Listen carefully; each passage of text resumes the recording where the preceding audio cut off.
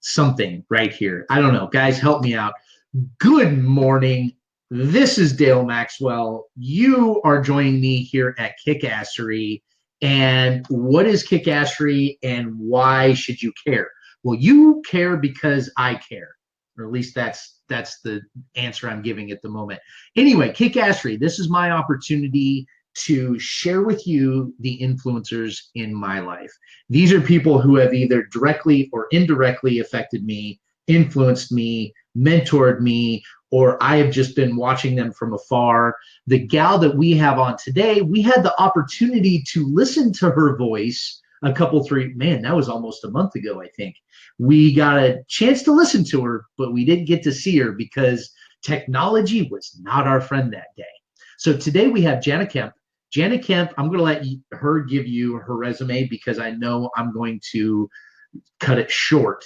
I have known Jana for quite some time through 4-H in Idaho.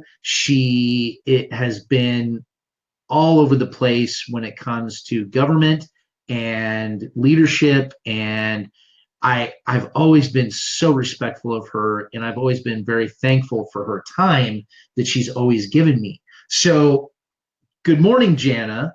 Let me get you in here. Good morning, Jana. How are Good you doing? morning. Good morning, Dale. I'm doing great. Thanks for having me back. I'm glad we have the technology working today. So greetings to all of you. Yes. Yes, celebrating. So we both do share that common 4-H bond. As I've shared with some people over the years, if not for 4-H, I literally would not be alive. My parents both met through 4-H in Kentucky, of all things, where my mom was working in the extension program and my dad was in the military. So, short story, but for 4-H, yours truly would not be alive. That being said, the skills I gained in 4-H really prepared me to eventually start my own business. In my late 20s, I did that. And Dale, you have your own business as well. And it's great. It's great to be in an environment where you have the flexibility to pick and choose your clients and find groups that really need your services and then still give you the flexibility to learn a lot about a variety of industries and have the flexibility to run for office. And Dale, you said let's talk some politics today, and I'm going to call it public service because I felt that I was really serving as a public servant and not as a politician in the equation of the elected cycle. And as we all know, there's a difference. And I think that's partly why the discussion is so hot today, is that it feels like a lot of people are definitely politicians and even career 40, 50-year long in Washington, D.C. politicians. And what 4-H really taught me, and I think you too, Dale, is that public's looking at the greater good, not the good of a party, not the good of an individual, not the good of an individual industry group or a hand-picked group of industries, but the greater good for all citizens and for all concerned. And so that foundational belief from the 4-H arena led me to run for office in 2004. I was a surprise upset candidate. I was not expected to win. The party I ran with had their golden haired men that they thought would win, who'd, quote, paid their dues. The other party was like, well, if you lose, we could run you still as our party candidate. And I'm like, this is so bizarre because the one party hadn't been paying attention, didn't know I had name recognition. The other party did know that I had some name recognition and that I could potentially win a general election.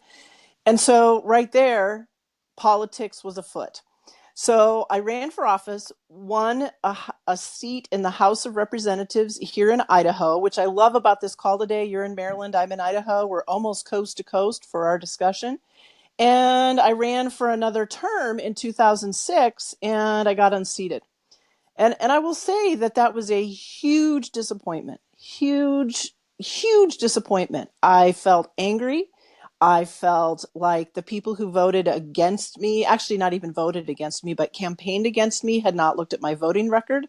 And that if they had looked at my voting record, they would have said, wait, why are we trying to unseat her? This is not in our best interest, back to that greater good. Mm-hmm. And the people that helped to unseat me were part of a group of lobbyists that, frankly, didn't like that I could read a bill and identify the holes in the bill in one reading. And so I'm sure that was threatening to them.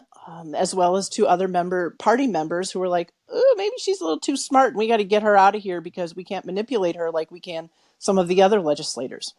So it's always a combination of reasons that a person wins or that they lose or they get unseated. It's never a single issue, as we've seen in the last decades of our lives as well. So then in 2010, I ran as an independent candidate for the office of governor in the state of Idaho. I was only the third woman to ever be on the general election ballot and the first woman in this century, in this millennia, to be on the general election ballot, because the prior two, one had been in the 1890s, right after Idaho had become a state, then in the early 1900s, and then I was in 2010, so the early 2000s. That's a whole different day's discussion. The wheres and why fors of that, and I'm sure many states have a story that might follow that track in terms of trying to get a woman elected to the office of governor. And several states have over the years done so. Then in 2012, I was asked to write a book called Run for Elected Office and Win. That book really focused on everything from sewer, water, marine districts, homeowners association boards, all the way through to the office of Vice President of the United States. How do you pick a party? How do you decide what you want to stand for? How do you determine which office you want to run for? And that book writing is a part of my larger business where I've written a lot of business books, but that book was specific, as I said, to the elected process. So wrapping up, because I know you have a lot of questions and I'm sure our listeners have questions today too. I want to just say that when someone is thinking about running for office, every time you run for office or volunteer to serve in a volunteer office, you're contributing to the fabric of America. Mm-hmm. Without people being willing to serve in office, on jury duty, our entire system breaks down. So good for you if you're already in seated positions, and good for you if you're thinking about stepping up and serving as a public servant. Dale, take it away with our questions. Awesome. Well, our welcome wagon is here with us, Summer Chaffin. She is one of our biggest, what is the word I'm looking for? There's a term, and it just escaped me. Oh, well. Fans. She's a fan. She is a huge fan. Thank you very much, Summer. Good morning. So so I have this love-hate relationship with politics. Mm-hmm. And I think a lot of us, I have a lot of conversations in the lay community of non-servers of politics, right? Because it dominates our news. It dominates the mainstream news. It dominates our Facebook feeds. It dominates Twitter, especially in our current political environment, with our president, whether you love him or you hate him, it doesn't really matter. It's top of mind. Mm-hmm. But at the same time, though, there's a lot of us that, and I make this comment a lot, and I'm going to be very, very honest. I'm going to be very transparent with everyone today. Right or wrong, I don't know. And that's why I have you here, Jana, to say, Dale, pull your head out of your butt. This is wrong, whatever. Which I won't be saying it that way, but okay, go ahead. I give you permission, but you can say it however you want to say it. So here's the thing is, when it comes to high level, and when I say high level politics, I'm saying like state, high level county, state, and above. That to me is so untouchable, even though we're supposed to be writing our congressmen and our senators and our elected officials. We're supposed to be writing them and communicating with them. But wait, let me interject on the premise. Why are they untouchable? Why? Well, and that's maybe part of the misconception, is that it feels to me that I am one voice of 5 million, and what does it matter? Here's what it matters. Having served in the House of Representatives, the formula, at least in Idaho, the formula is, if I hear from Dale Maxwell, that's one guy, I know that there are an additional 10 people who thinks the same way he thinks. Okay. So when a person speaks up, as seated elected officials, you know that there's a multiplier effect. And if I hear from 10 Dale Maxwell's in favor of strong school and public education, and I hear from 3 people who are against strong schools and public education, the 10 beats out the 3. Because again, sheer 3 and 10, but also that multiplier effect.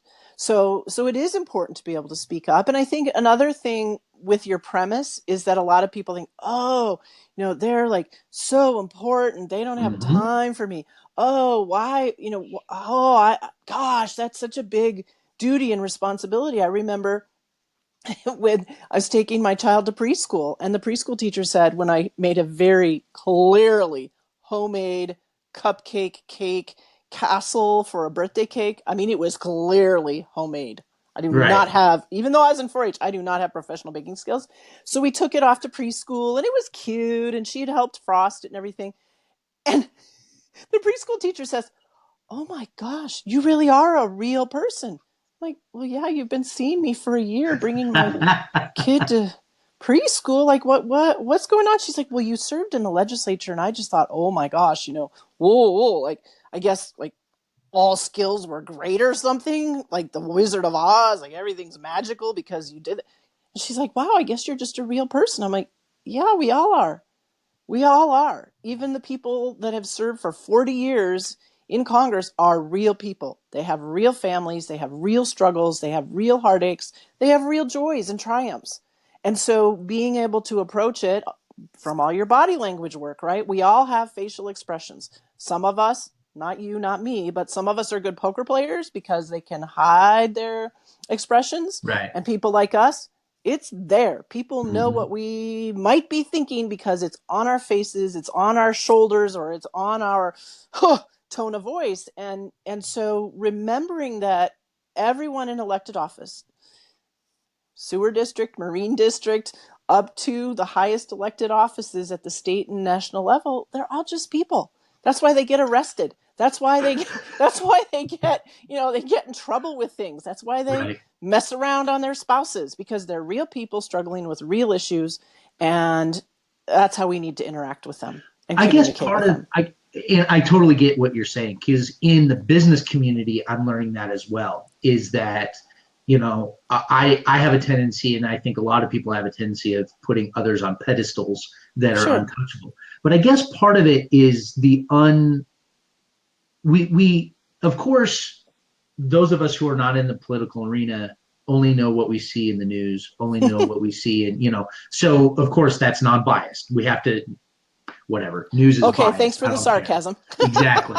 So, but at the same time though, is that a lot of us have this feeling of do they truly listen to their constituents? We hear stories and we see situations quite often, and a lot of times it's only what's fed to us Right. is senators, representatives, whomever going and doing X, voting on X, proposing X, whatever it is, and come to find out their base says no, that's not what we want, and they're playing party politics. They're playing a lot of those things, and so I guess maybe Industry, that's yeah. part of industry lobbyists, whatever the case may Yeah. be, and I think maybe that's part of my feeling, and I feel that there's a lot out there as well. It's just like, well, shit, they don't listen to me anyway, so what's the point? And I think that's real. All feelings are real, as you and I both would agree on. Yeah. Whether they're able to be validated in the larger world or not is a different story, but Right. all of our individual feelings are real. So I first want to acknowledge that. And yes, there's a pervasive sense that, oh, they're not listening to us because follow the money. They're just listening to the money that they get from their campaign donors. And certainly for some people that's true. But think about the woman who's in Congress right now who said, I came here to make a difference. I came here to not be part of this status quo owned by whoever gave me money. And I'm going to stand up and I'm going to stand for my truth and my constituents' truth. And she's probably taking a lot of hits from her elected colleagues, but I bet her constituents are super happy, and she Yeah. will, as long as she continues to do a good job, she will continue to get elected. Um, the idea that we are voiceless, I think, is what you're really touching on. Is that why should I speak up? No one will listen. So I'll start there. The listening is kind of dependent on the level of office, right? If I see my sheriff in daily life, which in Ada County, Idaho, the largest population county in the state, is possible. When you're walking around, you can bump into the chief of police or into the sheriff. Chief of police being appointed by an elected city council, sheriff being elected Elected by official, the right? county voters. But the more face-to-face contact you have with people, of course, the more likely they are to listen because you have a relationship. Now let's go to the people in Washington, D.C. We don't have face-to-face relationships with the people in Washington, D.C. because we're in our respective states. They have staff members who receive our letters, receive our phone calls, receive our emails and our texts. Depending on how the staff team is built, the congressman or the representative may or may not ever hear our messages, but rest assured there is a tabulation going on in each one of those elected people's offices to find out how many Dale Maxwell's called in favor of public education, how many other people called in against it. Because Right. those records are kept, and they have to be kept because they do inform people how to campaign, how to vote. They may not vote the way we want them to, but there is that information being aggregated so that the discussion within the staff teams can happen to inform the elected officials in Washington, D.C. Right. So with that, as you're going along, what's your opinion on term limits? If we're talking DC specifically, we have senators or representatives that have been there for 50 years. Is Yeah, that we've a had good several of thing? them, and several of them have passed away, and Right. several of them finally have said, I want to just be done. I'm 86 and I just want to be done. So, would term limits be a good thing? Yes, in today's environment, term limits would be a good thing for a variety of reasons. I, in fact, voted for term limits when it came out to the voters here in Idaho, and it passed. So here's a wacky political story. In the early 2000s in Idaho, we as individual voters got to say, yes, we want term limits for all offices in Idaho, or no, we don't. So majority voted yes, the term limits was to have gone into effect the following legislative cycle. So that election was in November. The following legislative cycle, starting in January in Idaho, the legislature overturned the vote of the citizens. Oh, yeah, no joke. It's legal. They did it. Why every single person that did that didn't get unseated is beyond me, because they overruled the vote of their own citizens. Okay. Is that a problem? Indeed, it's a problem. Should we have term limits? Yes, we should, because when things like that happen and people are allowed to continue serving, then those extremely biased, not for the greater good, totally political, right? Totally self-serving decisions can override the will of the people. So that's part one. Exactly. Part two is, you mentioned lobbyists.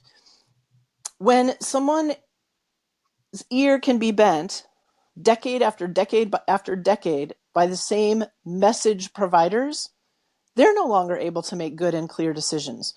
There's no longer a clear and reasoned debate, which I think is part of the discussion in today's political arena is, where's the reasoned debate? Why is this so divisive? Why is it so mean? Now, certainly at other times in America, there has been division. Look back to Hmm. the 1950s and 60s and the civil rights movement. Look back to the Civil War, right, in Hmm. the 1860s. And there was division. There was hatred. There was mean-spiritedness. There was the South will succeed from the North. And now we have California. Come back to 2018. California is working to put onto their 2018 ballot that it wants to secede from the United States of America. Right. So we repeatedly have these divisive kinds of discussions. Apparently, that's part of human nature. I struggle to buy into that, but human behavior seems to keep proving that it's true. And so in the term limits discussion, the longer someone stays in office, the more money they can build. They literally call it a campaign war chest. And the harder it is for someone else to come in and beat them, because when you can out television, out radio, out social media somebody with advertisements, even if you're the worst possible representative for a district, that's the name that sticks with people when they go to Yep. vote. Yep. And So, that's why I was very upset when on the national level they got away from spending limits for campaigns. And I feel that there needs to be across the board for all political elections a spending limit. So then that way it levels the playing field. I think Arizona put that into place about a decade ago. Okay. Somebody have to fact check me on that, but at the state level that has happened, and that if you agree, there's like a certain set of terms that you agree to, then you can actually get public funds to help campaign. So it's an interesting model. Again, somebody has to fact check that and make sure that that's still in place. I want to also go back to reasoned discourse. As you know, from having lived in Idaho, Dale, it's a very lopsided political representation in the state. One party is far more dominant and has been for probably the last 2 decades. Whereas many other states have more of a balance, a political balance of nearly equal Democrats and Republicans. When that imbalance happens, it is not reasoned debate, right? It is No. one-sided debate, which means the best possible decision is typically not coming forward because we're not hearing enough points of view. And I find that very disconcerting. And I think that's partly what's happened from 2016's election coming forward, where the Congress and the executive office, so 2 out of the 3 branches of government, are controlled by the same party. And of course, with this midterm election, politics is in the war game of numbers. Yep. And saying, oh no, we're going to lose seats, and Speaker Ryan stepping down, the House, literally the House of Representatives is going to topple, and what if we don't keep the Republican majority? Well, you know what? Maybe it's a good thing. Maybe we need to have better reasoned discourse and debate so that better decisions for the greater good of the nation can come forth. Well, and it's interesting you bring that up, is because since my memory, my first memory when it comes to the presidency is Reagan. Okay. So if you look, dang near every presidential election, there's this pendulum swing. Is that they win the presidency and the Senate and or the House, and so you have one Democrats or Republicans own all of it. They have it for 2 years, and they cram as much of their political whatever it is through during those 2 years, and then they piss off a bunch of their constituents, the House and the Senate do, and then the president either loses the House or the Senate for the next 2 years, and nothing happens because then they're in political battles for the next 2 years. The next president gains back, and they jam through. It repeats on and on and on. I'm not a big fan of the 2-party system. I'm not, because it doesn't create enough discussion. It creates. There's only 2 powerhouses. Yeah, there's the Green Party and there's the Libertarians and but technically on the national level, from my understanding, is that they don't even have a seat at the debates unless they have certain poll numbers and this and that. And that's true. Or if they haven't raised enough money. And I ran into that here in Idaho running as an independent candidate. I had to one of the local television stations, I had to provide documentation of how much money I had earned raised for the campaign. And they went so far as to say, and you have to provide copies of checks. I said, are you kidding me? I am not doing that. No. Absolutely, positively not. There is private information on people's. I'm not doing that. If the Secretary of State says my campaign filing of fundraising is sufficient, then you as the television media station need to accept that report. You have got to be kidding me. So the effort by the media to keep out other voices was significant, and it was painful to earn my seat in the network debate. Public television, on the other hand, because they receive government money, they had to include every single candidate in the gubernatorial race. There were 5 of us, and we were all included. Otherwise, they couldn't televise the debate because of the way they receive their funding. But you're right. There are so many hurdles and so many barriers. You can tell that 8 years later, I am still fired up about that.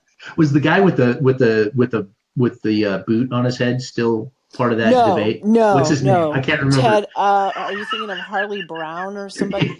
So, but Ted Dunlap ran as the Libertarian. In Idaho, as you may recall, we have a man who literally changed his life, his name, literally, legally changed his name to pro-life. And he runs for Congress, he runs for governor, he flip-flops running for Congress and governor because his whole message is about pro-life. Now, that's dedication to your message, to That it legally is. change your name and then keep filing to run for office. Now, when he files as an independent, so he has to go out and collect at least 1,000 signatures. In other states, it's more because we only have 1.7 million people in the state. It's 1,000 signatures. So yeah, there are a lot of ways to still get your message out, whether you win an election or lose an election. And some people choose to be a message candidate knowing full well they will lose the election, but somehow their word got out. Yeah. You know, and it's okay. So let's segue into that for just a second. If anyone's been paying attention, Mark Zuckerberg just was in the hot seat, what, Right. a week and a half ago, whenever it was, 2 weeks ago, In the last uh, month. Yep. last month. And it, it makes it very interesting. Mm-hmm. And the debate over the presidential election and how Facebook's algorithms work and how so many of us get our news Right. off of Facebook instead of the original content, that definitely skewed. And just so everyone understands, let me explain real quick on the Facebook Yeah, algorithms. And they change all the time. they do. But I had lots of debates with people, and I felt very obligated to educate a lot of people during that time. Is that the way Facebook works? Just so everyone understands, is on your personal feed, your news feed that you're watching. Facebook watches what you watch. Mm-hmm. Facebook watches what you comment on. Facebook Mm-hmm. watches what you spend more than 3 seconds looking at. You don't even have to click on it. You don't have to nothing. They're paying attention to all of those things. Call Right. it intrusive, call it whatever. It's a private business. And so they then feed you more of the things that you're paying attention to. That's how they make their money. Right. In the political race, though, is that if you leaned more towards conservatism, then Facebook was feeding more conservatism in there. If you were more liberal leaning, they fed more liberal stuff in there. And so, literally, I have family members that were only seeing anti Hillary things, or they were Mm. only seeing anti Trump things. Right. And that's all levels of that. That's not just the Right. presidency, that's everything. Right. So that's the great debate. And that's why well, not why, but that was a piece of why he was in the hot seat is Right. can they quantify that Facebook literally swung that election? Well, and I think they can, whether it's based on algorithms and viewing or not, because if we go back to candidate Barack Obama's campaign, we know for a fact that social media swayed the outcome of the election, and that Absolutely. because his team was so excellent at harnessing the power of social media, he won. Yep. And that was before the extreme algorithms that we're talking about in the 2016 campaign, right? Yep. Just 8 years later. But now let's go back even further in history. Do you remember the phrase yellow journalism from Yeah. the late 1800s, right? After the Civil War and the Yep. smearing of people's reputations. We had yellow journalism way back then. Yep. Now, it didn't have the numerical impact that something like Facebook has, but it still had an impact on what people thought, what people believed to be true. And so again, human behavior plays itself out over time, whether it's assisted by a human programmed computer algorithm or whether it's print journalism that grabbed the unsavory name of yellow Correct. journalism because it was so biased and tainted and unfair to the people that were being represented in it. Mm-hmm. Mm-hmm. So, Absolutely. I want to return to reason, discourse, and debate. I shared with you yesterday when we were prepping for this call that the current issue of Vogue magazine has a very interesting article and interview with Disney chairman and CEO Bob Iger, Iger. Interestingly, he has been considering running for president in 2020. And the quoted reasons for that had to do with civil discourse, which I also turn into reasoned debate, right? Civil discourse, we can agree to disagree, but still get our jobs done. Right. And I find that striking, right? Here's somebody who financially doesn't need any more money. Here's somebody who has achieved incredible things in his personal and professional life, raised his children into adulthood, and yet he's willing to put all that on the line. And some would say the current president is the same. Some would argue not. Right. Again, like you say, that's up to people's individual belief sets. But when I look at that willingness to serve a greater good, at least in the way that he was interviewed, I think, well, wouldn't that be interesting? Wouldn't that be a That's refreshing novel. change? Yeah, like, okay, let's talk greater good. Let's agree to disagree and still respect each other and be able to still work together. Yeah. And that's the thing that is upsetting to me is the chasm in our country right now. There's our extremism. One of the things that just drives me bat nuts is extremism. Okay, You and I know, agree with that. However, this is not news in that no, it's not new to this it's not country. new. I mentioned Correct. the Civil War Yep. earlier. I mentioned the Civil Rights Movement. Absolutely. People our ages in that era, same thing. Oh my gosh, there's never been such division in this country. Well, yes, Mm, there has. There has repeatedly. In each 100-year block of time, there are at least two or three huge issues that divide the nation. Here we are in 2018. yep. Recall back to 9/11, Yep. right? The first 8 years, there was a lot of division about should we be in Iran and Iraq or not. There were Mm-hmm. people protesting. There were moms saying, get my sons and daughters out of this thankless war. There are no weapons of mass destruction. There are weapons of mass destruction. Right. So we even in our recent lifetime have seen division Mm-hmm. before this current division. And I think what might make this one a little bit different in current memory is that this is more politically driven as opposed to social issue driven, right? I'm with you on that. Civil War was social issue driven, values and beliefs, right? About how do we fundamentally believe human beings should be treated. Well, Same with the civil rights movement. The Civil War also had to do with governmental as well because it had to be Yep. taxation of the South. So that was a Right. big piece of it as well. Yeah. Exactly. So values and beliefs, though, right? The Yep. division now, I would offer up that the division that began in the 2015 campaign posturing was personal, was hatred, was right and wrong, when really it was just about beliefs. And then that fed into 2016. I think most of the nation was tired of the campaigning before November 2016 even rolled around.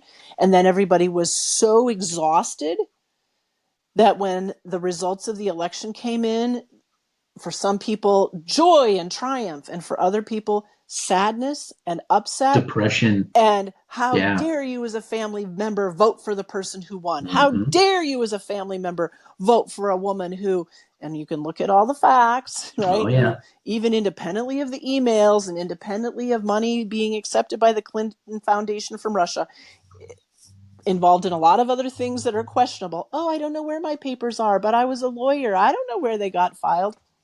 Yeah. Yeah. Okay. Yeah. I mean, so either we can find good and bad in both of the 2016 presidential candidates, no doubt. But Right. what was different, I think, this time was the mass media, online and otherwise, that created such a frenzy of your candidate's the wrong candidate, my one's the right one. And then families couldn't even have Thanksgiving dinner together because the Mm-hmm. upset was so great. Yeah. That's just, I mean, that's on each of us as individual human beings. That's Right. not on the candidates. They didn't come to our Thanksgiving dinners. We did. We showed up. And when we as people can't sit down at the Thanksgiving dinner table together, an American holiday, by the way, when we can't do that, we are contributing to the greater problems that we It's complain on about. us. It's all That's it's right. all on us. It's how Absolutely. we, and that's where this chasm that I'm talking about, this extremism is just driving me batty, is because we as individuals are choosing to take it to that far. That's right. And I want to pull this kind of full circle a little bit. We're already half an hour. It's insane how quick this time flies. Um, and okay, so here you go. This young lady, Claudia Maxwell, I don't know her very well. She's my mom. Oh, Um, okay. she jumped on and she said, "We're so shackled to the news stations with no journalism, only editorials." That's a very valid point. And Claudia, I would agree with that. I think that because newsrooms have fewer and fewer people available to accomplish work, unfortunately, it does lean more editorial than fact based. Go out in the field and do the research. I mean, here Yeah. in the Boise, Idaho market, there have been people in the news media that we see as anchors on television having to go out and collect their own news stories for the last 12 years. Mm-hmm. Prior to that, there were people who would go out and collect the news stories, collect the video, come back, write the story so that the anchors then could sort through all the stories and identify, hey, what's missing? What else do we need Yeah. to report? And journalism could happen. Yeah. So part of it is downsizing tied to Wall Street. That's a whole different day's discussion. That's that. And, Yep. and Yep. quarterly returns. That's part of it. I noticed the Idaho Statesman has, I think, the third or fourth publisher in the last like 6 years. And I'm Mm, scratching my head on that because why is the turnover so much? Is it right. because the office is too short staffed here? And guess what? They don't even physically print their own newspaper anymore. Mm-mm. They used to have the Idaho Press Tribune, the neighboring city's newspaper, physically print the Idaho Statesman.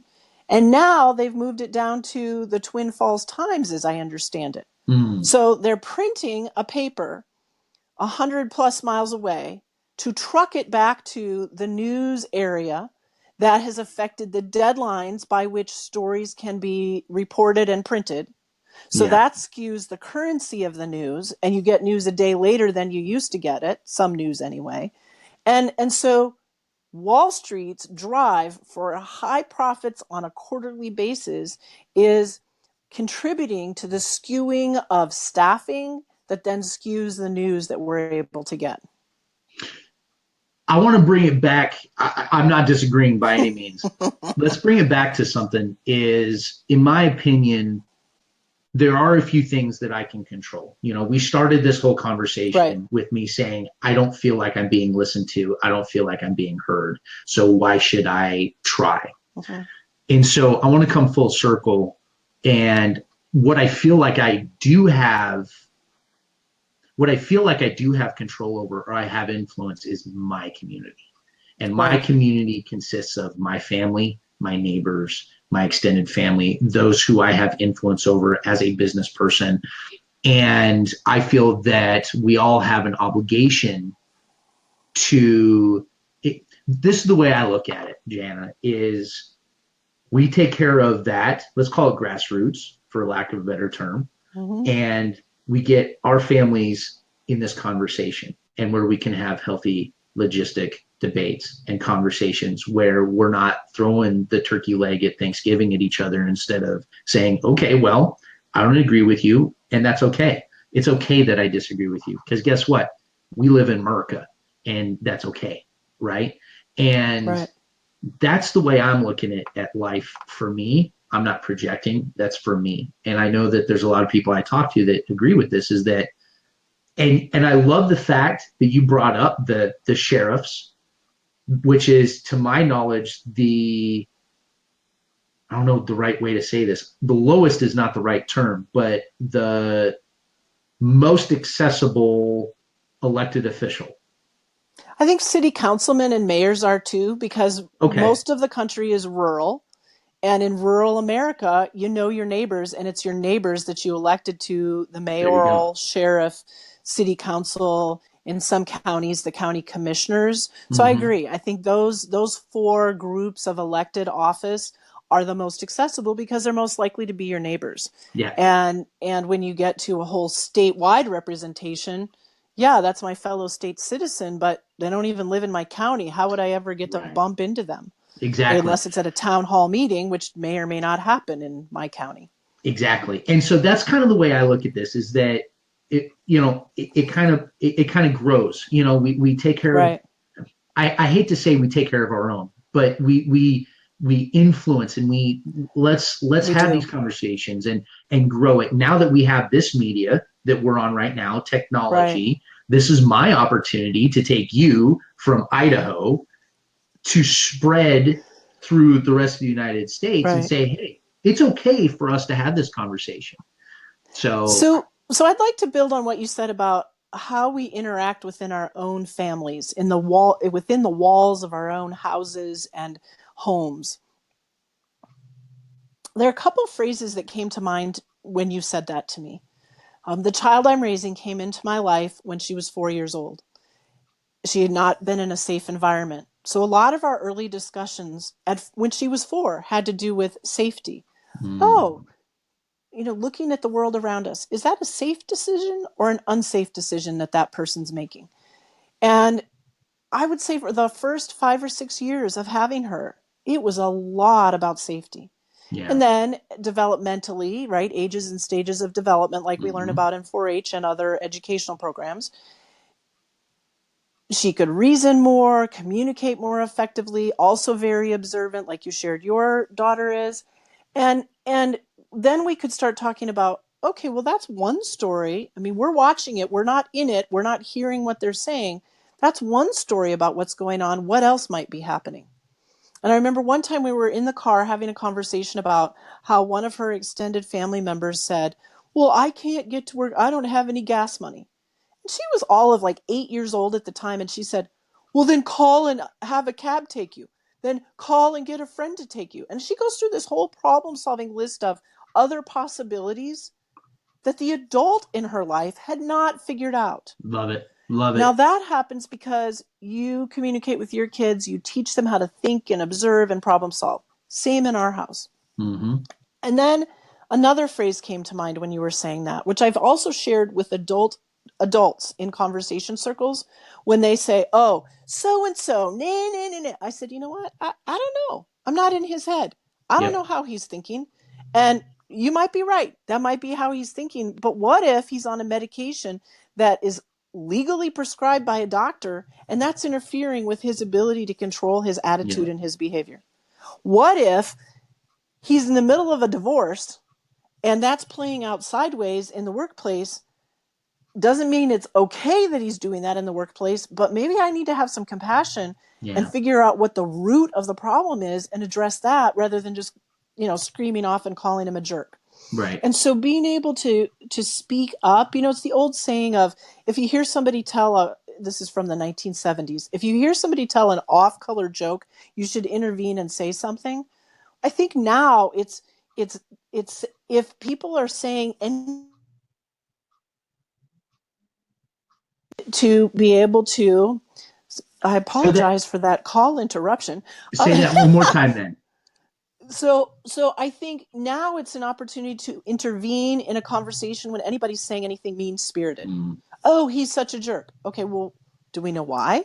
right. Maybe there's a larger threat in that person's life.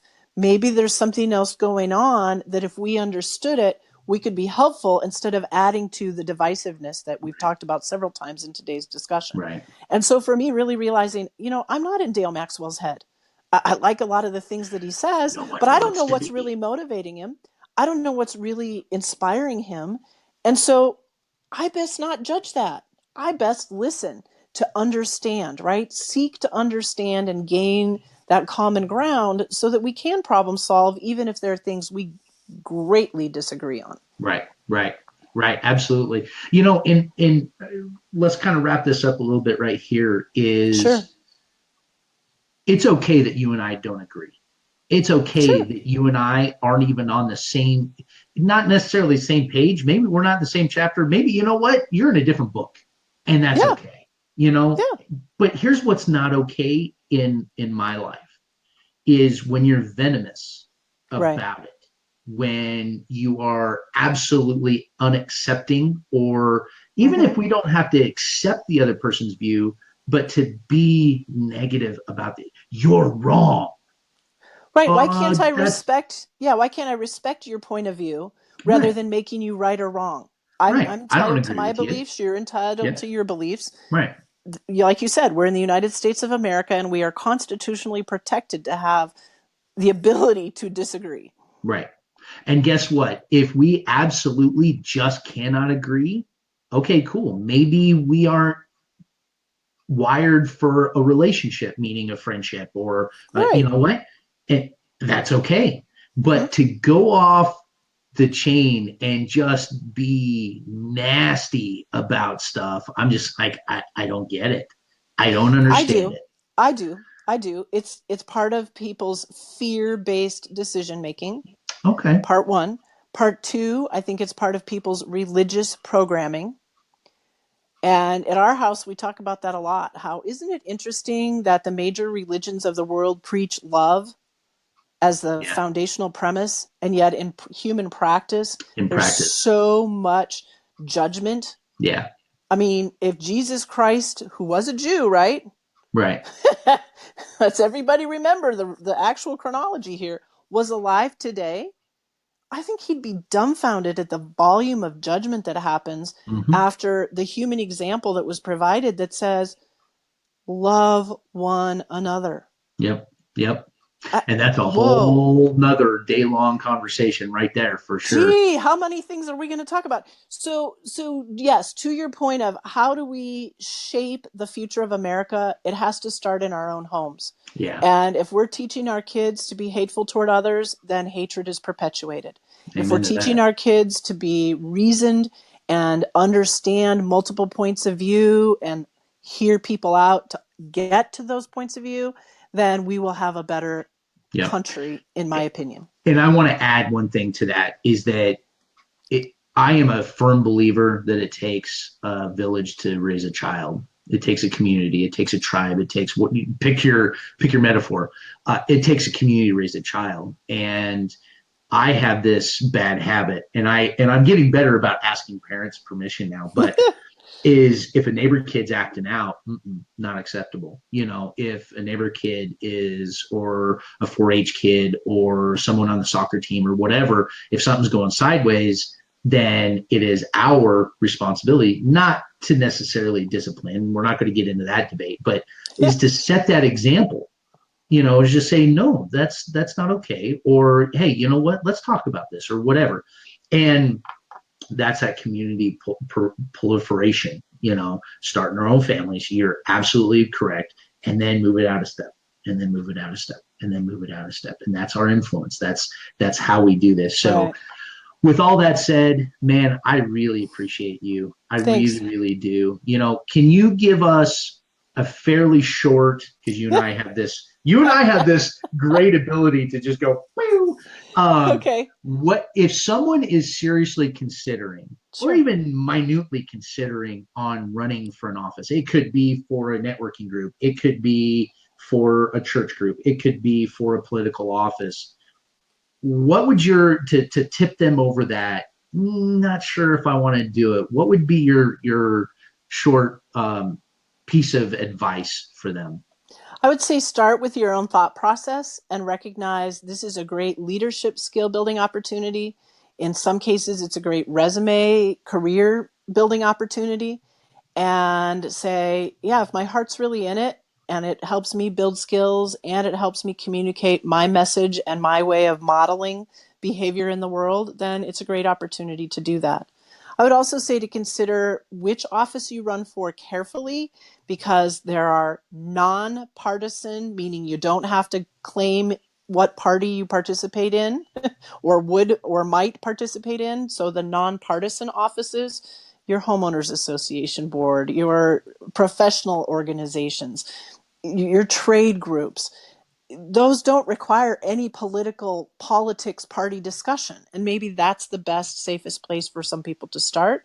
Once you start getting into sheriff and city council and um, any other city, county, state offices, even though many of them started out as nonpartisan, we're now at a place where almost every Yeah. election in a government environment ends up having people claim what party they're with anyway. So it's turned into a partisan discussion. And so consider that. The third thing I would encourage people to consider, which is also all documented in the book, Run for Elected Office, is to say, well, what do I want to affect change in? We've talked about public education today. Maybe it's the school board. Years ago here in Idaho, I heard somebody running for the Boise City Council, and he kept talking about how he wanted to improve education. And my internal editorial was, the guy doesn't even know what he's running for. City council doesn't affect education. He needs to be. The school district does, or in the legislature you can, but not on city council. So get really clear about what you're trying to affect, and then do the homework to figure out, okay, so what office does that mean I need to run for, so that I am communicating my intelligence and the right message about what I'm running for. One of our gubernatorial candidates was talking about a potential influence and interaction with the judiciary. And I'm like, you're running for governor. That's one of the 3 branches of government. You don't get to influence the judiciary. This is America. Yep. And so yeah, sometimes I scratch my head at how under-researched people are for the offices that they run for. And so in closing, because I'm getting to a medium length instead of a short length answer, in closing, I would say, if your heart is calling you to run for office, because we need people who are guided by their hearts as well as their rational head and logic, but we need public servants to be holding elected offices. There you go. Awesome. And yeah, I've got like 4 other questions that just popped in as you were talking. I'm like, shut up, Maxwell. Stop. This has been great. This has been amazing. Jana, thank you so very, very much. Everyone else, will you actually, before I get into that, do you mind putting your contact info below, and also how we can get a hold of your books as well? So then that way we can spread that out there for those who are looking for that. So you want me to type it in? Because just in the comments. Everybody, this is my first time to be with Dale on the Be Live system, so I'm having to learn Facebook. some. This is everything that we're doing right now is on Facebook. So through the app that allows us to do this. Okay. Absolutely. See, so technology education as we go. So I will type that in. So I'm Jana Kemp, and then you'll see the rest show up below. So I'll let Dale summarize. Perfect. So with that, Jana, stick with me for just a minute. I'm going to kick you off. I'm going to do my closing. And everyone, reach out. Jana, thank you very, very much. Stay with me. Don't go anywhere for just a moment. Thank you. So janakemp.com is what I'm finishing typing. All right. There you go. Look at her. She's being so multitasking. Awesome. All right, Jana, I'm going to mute you for just a moment. Everyone, holy smokes. How awesome was that? This journey of kickassery has been incredible, to go from what we started in November to what we're doing now, and having influencers like Jana on here really educating us and educating me. I learned a lot right there. I'm not saying that I know a lot about politics, but I know enough to probably get myself in a lot of trouble. So having resources like her on here to educate us all. So please reach out to her, ask her questions. If you guys are even considered, or if you're confused like I am, then reach out to her and say, hey, what the heck, or how the heck, or whatever. Let's keep educating ourselves, because I feel that that's a lot of my issue, is I'm lacking of education in something that does affect me and mine. So with all that said, thank you very much for hanging out. If you're on the replay, please comment as well, and please share this. I truly appreciate it, especially if you've hung out this long with us. Share this out, make some comments. We'll all respond as well. Guys, rock out your day. Keep smiling, because somebody's going to need it. All right, guys, I'll talk to you soon.